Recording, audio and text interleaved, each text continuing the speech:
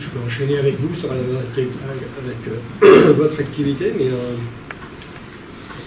ne sais pas si vous voulez faire du transport ou du colis, ou des choses comme ça. C'est beaucoup plus du transport, transport publicitaire, des gens qui veulent des flyers, on le ramène chez eux, dans leur local ou autre, et justement, si on ne savait pas trop si on devait plus mettre le poids sur l'avant, sur l'arrière, qu'est-ce qu'il fallait comme matériel, dire on n'a pas trop d'idées, mais on voudrait partir sur le vélo. Parce qu'auparavant, ça m'a fait penser que j'ai vu une photo de la Thaïlande, j'avais mon activité en Thaïlande pendant un peu plus d'1 an, et j'avais une moto là-bas. La moto c'est très bien, mais ça engendre des frais, il y a des assurances, il y a des frais en plus.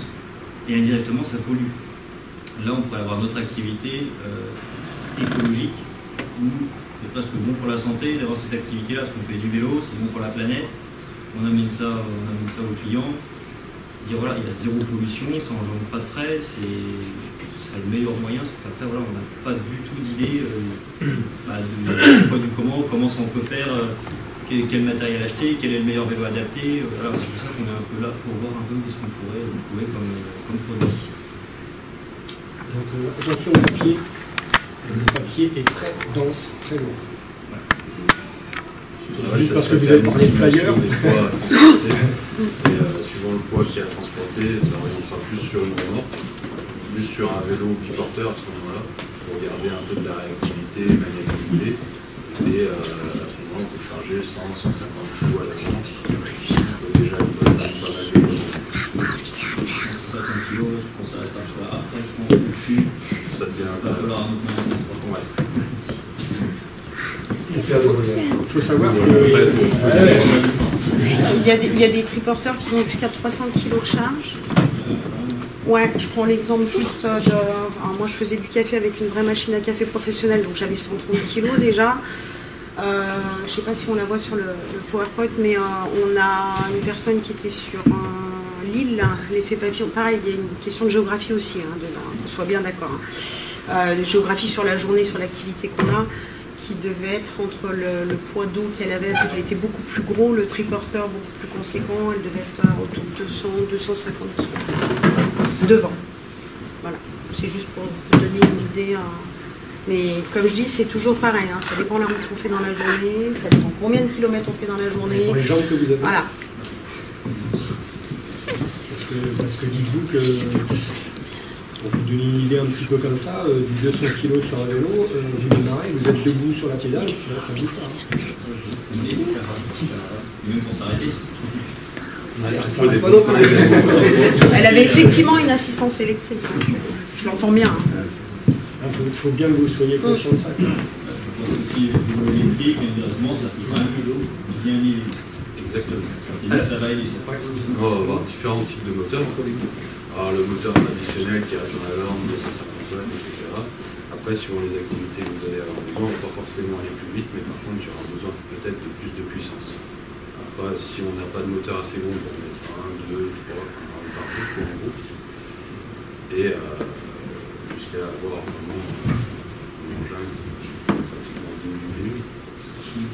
C'est pas ce côté-là qui va bouger. Au niveau du vélo électrique, une batterie, est-ce que ça peut fonctionner une journée en utilisant pas mal? Il faut compter après sur le genre d'activité des heures de fonctionnement pour faire des autonomies moyennes. Comme ça, quelle que soit la charge, quel que soit l'usage et tout, on reste dans une plage horaire de fonctionnement qui est prévue à la base. On calibre la batterie pour que ça tienne tout ce temps-là. Et à partir de là, comme ça, vous êtes tranquille, au moins, vous êtes sûr de ne pas tomber en panne de batterie sur le trajet. On peut s'attendre au moins 3 heures ou 4 heures d'utilisation non-stop. Après, dans tous les cas, de toute façon, vous dimensionnez votre batterie en fonction du besoin. Voilà, c'est surtout ça, on va dire qu'il faut bien dégrossir l'utilité du véhicule pour qu'on puisse le construire en fonction. Est-ce qu'une batterie, par exemple, une batterie peut changer? Oui. Est-ce que je peux emmener une batterie de secours avec moi Si, par exemple, le besoin est d'avoir plusieurs batteries comme ça, toujours qui sont prêtes, chargées au long terme, on fait un système où vous avez des batteries, vous les ratez, et comme ça, vous pouvez même en prendre dans le coffre dans le bus. Quand il n'y a plus de batterie, vous faites l'inversion et c'est reparti. C'est vraiment en fonction des besoins. On va vraiment faire du sur-mesure. Et Et après, pour rebondir à ce qu'il disait par rapport à l'assurance d'un véhicule motorisé, est-ce que vous, quand vous faites une activité commerciale, du transport de marchandises, on va dire, et puis un service de clientèle, est-ce qu'il faut avoir une assurance spécifique sur un cycloporteur ou pas? Ou Ça dépend des activités. triporteur? Alors, ça dépend des activités. Ça dépend des activités. Si on est dans le cadre du transport, Livraison? il faut une assurance colis pour le transport que vous allez effectuer.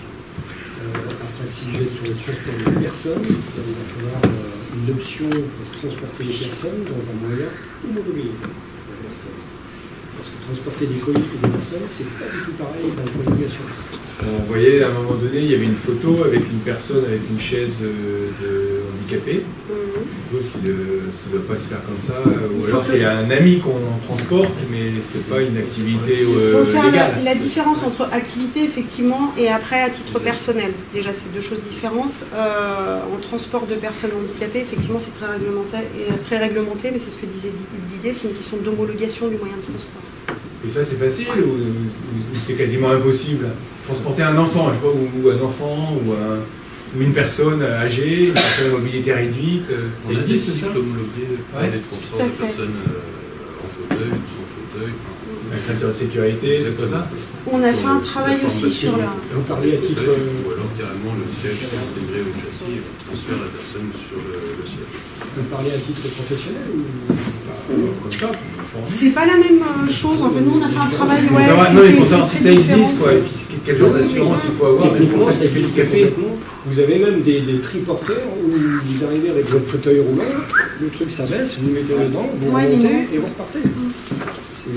C'est plus vite que le camion. Ah oui, voilà. Je vous fais passer des exemples de Techniquement, triporteurs. il y a des choses qui existent.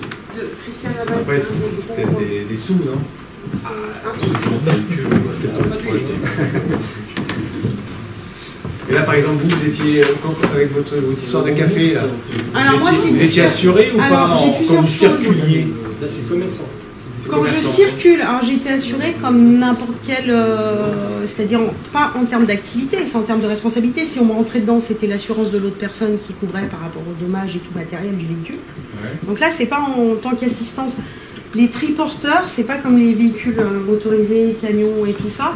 Moi, j'ai été couverte par une assurance multirisque parce que j'avais un local qui me couvrait mon matériel en tant que triporteur et tout. C'est très compliqué les assurances et les discussions que on a eues avec Karine. Moi, dans mon activité, j'avais l'assurance donc par rapport au local qui me couvrait sur le matériel et par rapport au matériel dans l'activité de rue, en commerce ambulant. C'est une assurance en plus quand on fait un commerce ambulant. C'est plus simple quand on a un local. C'est aussi pour ça qu'on essaie de simplifier les choses. En commerce ambulant, on arrive dans des assurances qui sont très spécialisées, ça existe.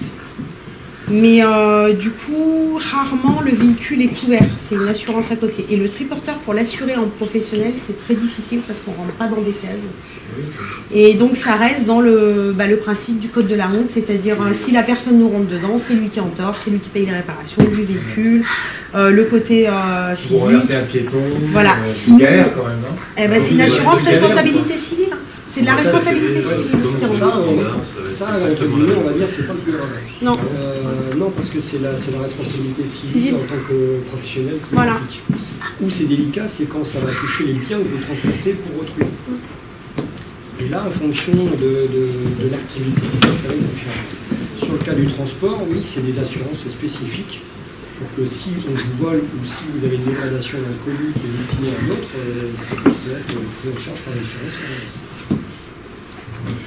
Donc professionnellement, oui, il y a des dérogations. Moi, sur l'aspect vélo, le fait qu'on transporte des personnes ou qu'on transporte des marchandises ou qu'on transporte une affiche publicitaire, choses comme ça, c'était des réglementations complètement différentes.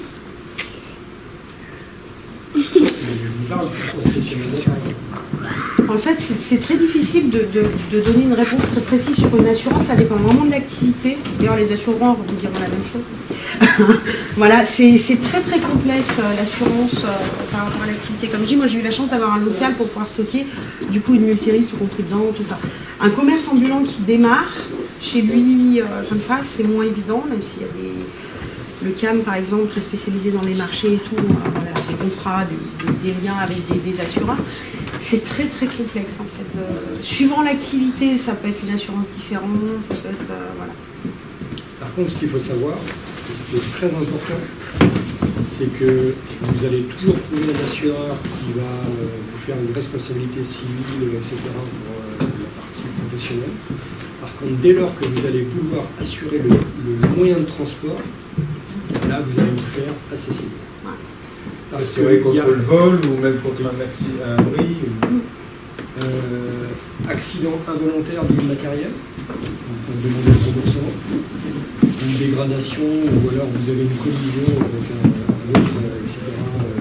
Et puis vous n'avez pas fait de constat et c'est pour vous.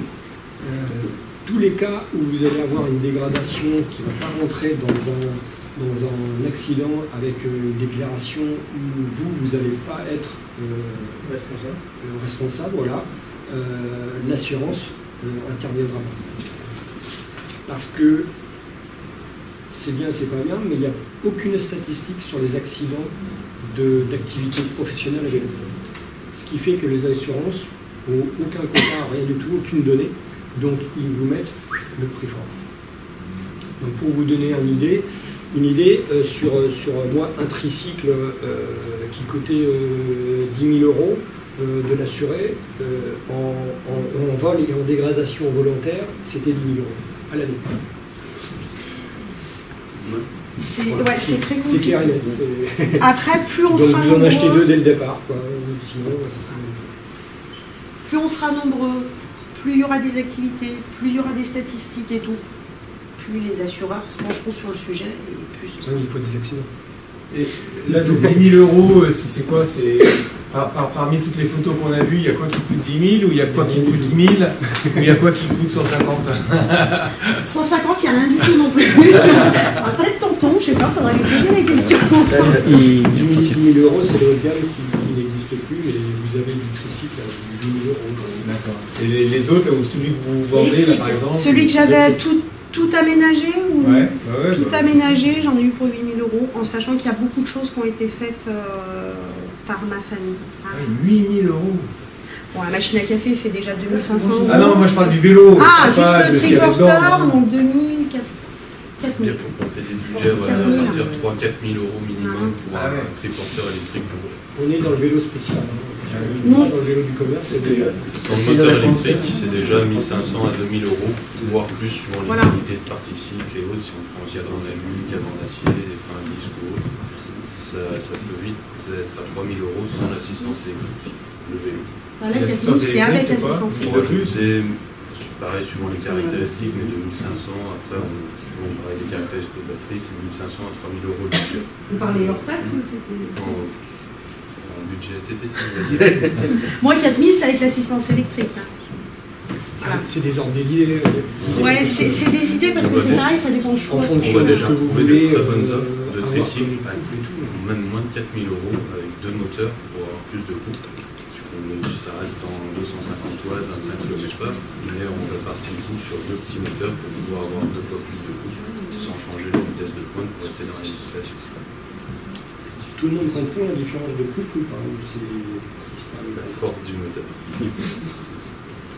Le couple, c'est la résistance qu'a la motorisation à comment je pourrais dire ça? Vaincre l'effort qui. C'est la résistance à l'effort. nécessaire, quoi. On va parler clairement avec des mots simples. Et la puissance, ça va être la puissance musculaire du moteur à pouvoir entraîner quelque chose. Donc ça veut dire que vous pouvez avoir un petit moteur mais très coupleux, c'est-à-dire qu'une côte, vous allez la monter très lentement, mais ça va être un bulldozer et il va monter tranquillement. Ça c'est du couple. Ou alors vous allez avoir quelque chose de très puissant qui va monter vite et qui va être par contre très très gourmand. Donc en assistance électrique, il y a toujours cette nuance couple, puissance, et puis on va dire un peu l'autonomie qu'il faut calquer là-dessus. Ah, c'est vrai que c'est un investissement, effectivement. Après, il n'y a plus rien à, il y a pas à mettre dans le réservoir. Alors oui, pour l'assistance électrique, il y a une partie charge, mais en termes d'entretien et d'énergie, voilà, ça coûte quand même beaucoup moins cher qu'un autre véhicule. Voilà. Et ça, c'est très très important je vois sur 2 ans et demi d'activité. Voilà. De ne pas aller chez le garagiste, de ne pas aller. Voilà, il y a des vélos de loisirs qui coûtent ce prix-là aussi, finalement. Sans assistance électrique, exactement, des VTT de compétition qui coûtent 3 000 euros. Ou même bien plus cher. Oui, moi, ça ne me choque pas parce que c'est pour une activité professionnelle. Après, c'est un investissement sur le long terme. On ne peut pas se dire de faire une activité professionnelle en prenant le véhicule le moins cher qu'on peut voir. On va être soumis à plein de soucis mécaniques, d'entretien et autres, parce que le véhicule n'est pas prévu pour un usage intensif. Vous allez durer 6 mois, puis voilà, terminé. Après, il faudra rechanger toutes ces pièces qui ne sont pas prévues pour un usage intensif, et donc ça reviendra forcément plus cher au final. Il vaut partir tout de suite sur une bonne partie cycle. Au moins, vous ne serez pas embêté, et ça sera au final le plus économique. Après, là, on est sur le triporteur, mais 150 €, je sais pas, le matériel. Laurent, là, c'était quoi l'investissement matériel? Tantôt, il va dans la zone de gratuité chercher. Non, mais c'est voilà, c'est pour montrer que ça dépend aussi de l'activité, ça dépend. La gamme sur le triporteur, mettons, c'est du 300-400 €. Sur un triporteur, et puis vous avez du. 3-4 000 Non, 100. 300-400 € au minimum, jusqu'à du 4 000 €. La gamme de prix sur le commerce, voilà, c'est ça.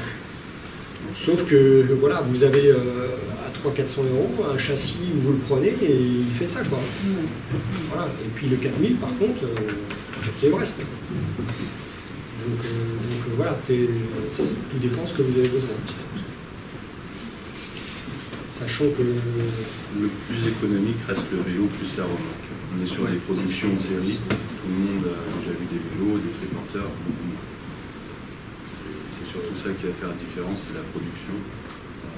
En vélo et en production, ça coûte moins cher, tout le reste, ça spécifique. On n'a pas beaucoup de constructeurs, et donc forcément les prix sont plus élevés.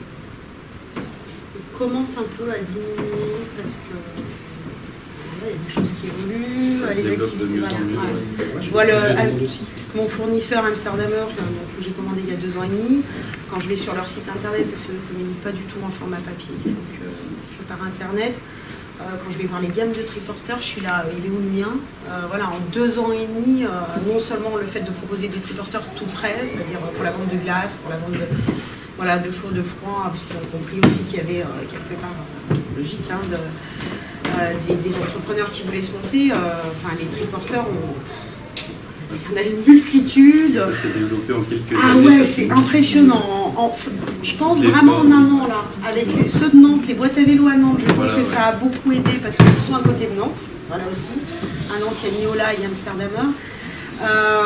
Du coup, je pense qu'ils ont senti qu'il y avait un mouvement aussi, et voilà. Plus de demandes. Ouais, de plus en plus de demandes, donc ils essaient de répondre. Pareil, de même, on est devenu dépositaire aussi Amsterdamer, on peut fournir tous les tricycles, tous les. Yes, je vais te l'emmener dans pas longtemps. Petite préparation à faire dessus. Enfin, juste de l'entretien. Pas de problème. Super. Et comme ça, on n'a pas encore de vélo en essai, un magasin qui n'est pas très très grand. Et pour le moment, on n'a pas de tricycle en essai, mais pourquoi pas l'avenir d'ici peu.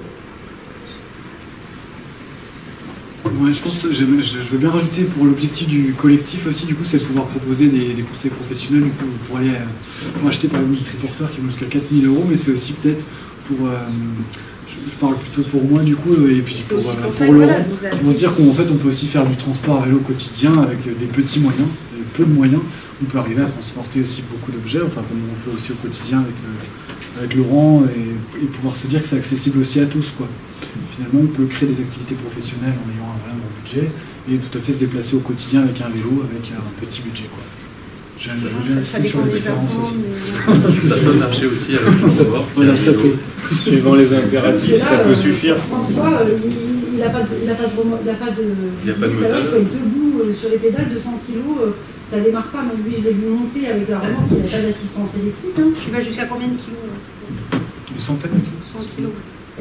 Monter Chambéry-le-Haut sans assistance électrique avec la remorque. Non, mais après, c'est de l'endurance, après. C'est pas... Ouais, voilà. Là, c'est non, mais mon là, quotidien, je fais pas. C'est exceptionnel, mais je veux C'est dire. exceptionnel. Ça reste quand même un Comme vélo disait sans- Didier, moi je suis pas du tout sportive à la base, je le dis, hein, surtout avec 130 kilos dans la caisse devant. Au bout de 2 mois, justement, quand j'ai utilisé l'assistance électrique pour la Chambéry Métropole, j'ai dit waouh, super! C'était surtout pour le retour, c'est pas très montagneux hein, pour aller à la Chambéry Métropole dans la zone des Landiers, mais quand on a 130 kilos, ça fait. Et effectivement, c'est quand même difficile, il y a quand même une certaine habitude à avoir quand on n'est pas sportif. Après, ça vient, hein. Au bout de 2 ans, c'est bon. Hein. Les jambes, tout ça, les cuisses, ça vient, il n'y a pas de souci. Mais voilà, c'est pareil. Puis ça dépend aussi de ce qu'on attend de son activité. Est-ce qu'on attend à arriver le soir après avoir livré des flyers toute la journée? Voilà, j'en peux plus. Est-ce qu'on attend aussi à se faire plaisir en même temps? Est-ce qu'on est beaucoup en circulation? Est-ce qu'on est en arrêt à certains moments? Il y a plein de choses qui rentrent en ligne de compte en fait. C'est-à-dire 130 km de Chambéry à Chambéry Métropole, t'es épuisé. 130 kilos? 130 km, 130 kg, je veux dire, 130 kg. C'est costaud, hein, 130 kilos aboutis. Hein. Mais avec l'assistance quand même. C'est 4 bouteilles de gaz pleines. Là, j'avais pas l'assistance. Ah. Mais même avec l'assistance, il faut pédaler. Hein. Ça reste. Ça reste une assistance, quoi. Faut pas s'imaginer quand je suis montée en haut du buisson, je rigolais pas en arrivant. C'est quand même, voilà, et en sachant qu'après, si on est stationnaire et qu'on l'a fait sur un trajet, ça va. Quand je suis allée au Bourget du Lac, je suis rentrée, j'étais contente. Voilà, ça reste quand même une route à faire, quoi. Et on pédale quand même si la force demandée n'est pas la même. Ça reste quand même de l'effort physique. Donc, enfin, tout dépend de l'activité, tout dépend de l'événement qu'on a fait, tout ça. Faut vraiment tenir compte de ça. Hein. Alors après, quand vous n'avez pas l'habitude, c'est normal, vous en chiez. Voilà. On va dire franchement les choses. Hein. Après, c'est à l'usage que vos cuisses, les muscles se font et que quand vous avez après l'habitude d'utiliser un triporteur en transportant, on va dire, quotidiennement du 50 kg, vous reprenez un vélo, mais vous envolez. Donc vos muscles se font au fur et à mesure de l'usage que vous en avez. Mais ça, voilà, il faut être patient et puis il faut accepter d'en chier au départ. Puis après, la distance, ça va. Non, ouais, les Mais le moyens vélo sont plus basses, assisté en reste principe. c'est pas une mobilette, quoi. C'est pas un moteur qui vous entraîne. Et pareil, comme on discutait, attention, Chambéry-le-Haut, c'est ce que je te disais, c'est pas la montée. Alors, on n'arrive pas à monter, c'est une chose, c'est la descente qui va. C'est les freins. Ouais. Peut-être pas juste avec le triporteur. Si, juste avec le parce que moi, j'ai l'impression d'avoir un triporteur, ou un jardin. Avec la caisse devant. Mais une remorque à l'arrière avec. Donc laisser la remorque. La remorque, on peut la laisser, et si j'ai besoin de monter chez moi, monter avec le triporteur. On voit plein faire ça avec des enfants, on voit plein. J'ai un peu ici, mais il y en a quand même, donc ça se fait ça. Ils n'ont pas l'air de souffrir non plus, je veux dire, ça a l'air d'être fait. Non, mais je suis pas en train de dire que ça va être terrible, hein. Ça a été des très bons moments, mais il faut... Ça se fait, en fait, il faut voir aussi, c'est le rayon d'action en kilomètres, si vous faites un tour qui va faire 50 km ou si vous faites juste la montée. C'est pas pareil, quoi. Non, ça c'est juste la montée. Mais après, faire par exemple Chambéry, le Bourget du Lac, et le Bourget du Lac, Chambéry, avec donc une remorque, plus une pièce à l'avant, en tout, c'est 160... 24 km. Comment? Il y a 24 km. Ouais, et c'est 130 kilos. Il y a 12. Il y a 12 de Chambéry à l'heure. 160 kilos, je crois, répartis sur l'avant et l'arrière. Avec une bonne assistance. Une bonne. Une bonne. Avec une bonne... Oui, moi je l'ai fait à... Une bonne assistance, parce qu'il faut m'expliquer le gars. Parce que vous allez le faire une fois déjà. Ouais, c'est...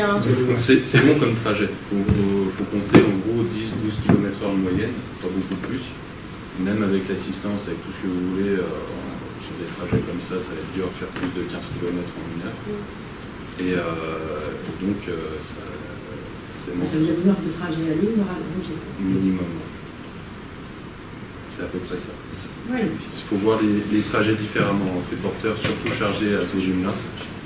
Ça va marcher, ça va être contraire, ça va nous aider vraiment vraiment concrètement, c'est le genre de parcours qu'on ne peut pas faire, même en étant très entraîné sans moteur.